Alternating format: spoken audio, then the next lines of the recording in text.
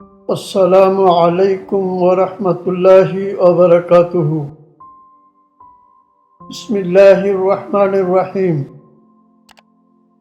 আজকের আলোচনার বিষয় উম্মতে মুহাম্মাদীর মর্যাদা। সূরা বাকারার ১৪৩ নম্বর আয়াতে বলা হয়েছে, এভাবে আমি তোমাদেরকে আদর্শ সত্যনিষ্ঠ জাতি হিসাবে প্রতিষ্ঠিত করেছি, যাতে তোমরা মানব জাতির জন্য সাক্ষী হও এবং রসূল তোমাদের জন্য সাক্ষী হয়। আহমদ, তিরমিজি, নাসাই ও ইবনে মাজার একটি হাদিস। কিয়ামতের দিন নূহ আলাইহিস সালামকে ডাকা হবে এবং তাকে জিজ্ঞাসা করা হবে, তুমি কি আমার বার্তা আমার বান্দাদের নিকট পৌঁছে দিয়েছিলে?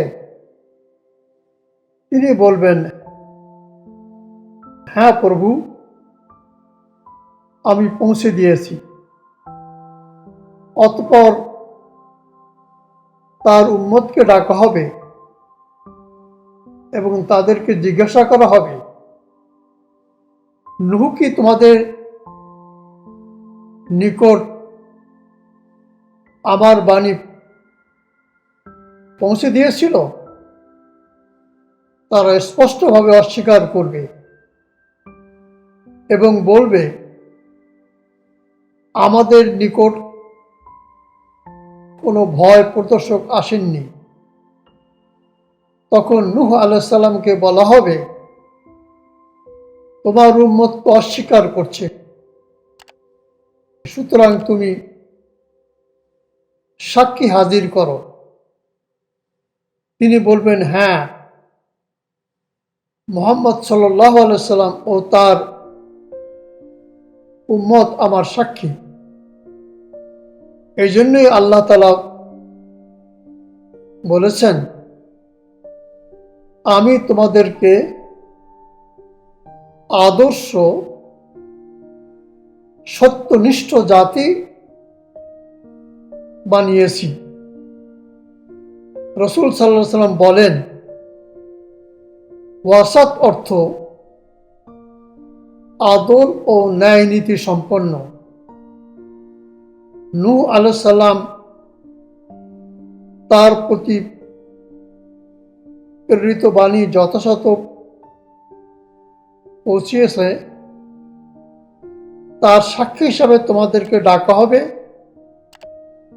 এবং তোমাদের সাক্ষী আমি প্রত্যায়ন করব। প্রিয় ভাই ও বোনেরা,